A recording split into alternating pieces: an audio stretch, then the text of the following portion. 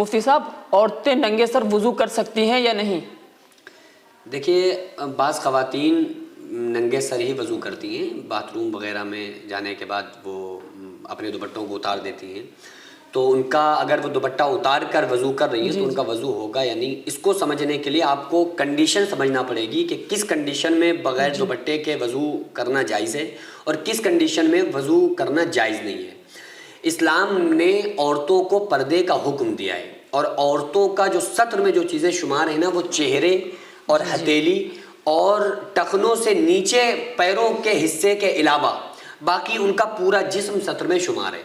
ان کے جو سر کے بال ہیں یہ بھی سطر میں ہی شمار ہوتے ہیں، یعنی کہ اپنے عورتوں کو اپنے بالوں کو کسی کے سامنے دکھانے کی یا کھولنے کی اجازت نہیں ہے۔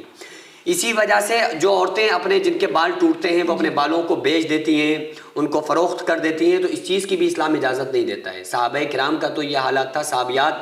اپنے بالوں اور ناخنوں کو گھوڑے پر نہیں پھینکتی تھی کہ کسی نامحرم کی نگاہ نہ پڑے۔ تو بہرحال اگر کوئی عورت بند باتھ روم کے اندر جہاں جس کے دروازے بند ہیں یا دروازے اس کے کھلے ہوئے ہیں یا کسی گیلری میں بیٹھ کر یا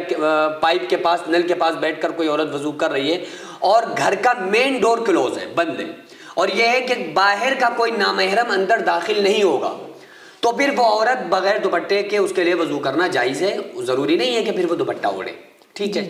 اور اگر یہ اس کو اندیشہ ہے کہ بھائی دروازے کھلے ہوئے اور کوئی بھی انسان انٹر ہو سکتا ہے، تو اس کنڈیشن میں اس کا یہ عمل جائز نہیں ہے کہ وہ اپنے دوپٹے کو اتارے۔ حالانکہ اگر اس نے بغیر دوپٹے کے وضو کیا تو وضو تو جائز ہے۔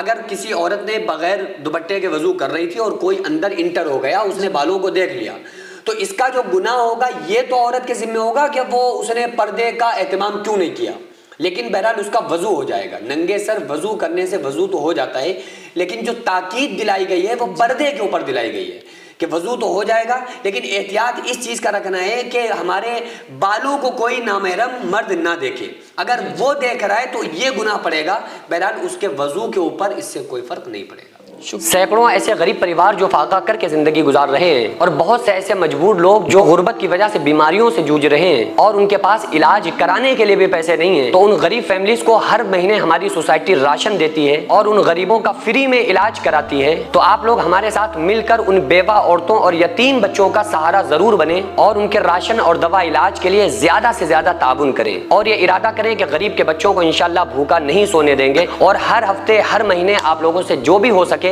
آپ تعاون ضرور کریں۔ ان کو 10 سال سے جو لوگ بستر پر پڑے ہوئے ہیں، انشاءاللہ تعالی ہم سب مل کر ان غریبوں کا علاج بھی کرائیں گے، اور ہر مہینے انشاءاللہ تعالی ان غریبوں کو ہم راشن پہنچائیں گے۔ یہ سوسائٹی کا اکاؤنٹ نمبر ہے اور یہ اسکینر ہے، آپ لوگ اس اکاؤنٹ پر یا اس اسکینر کے ذریعے آپ غریب فیملیز کی ہیلپ کر سکتے ہیں۔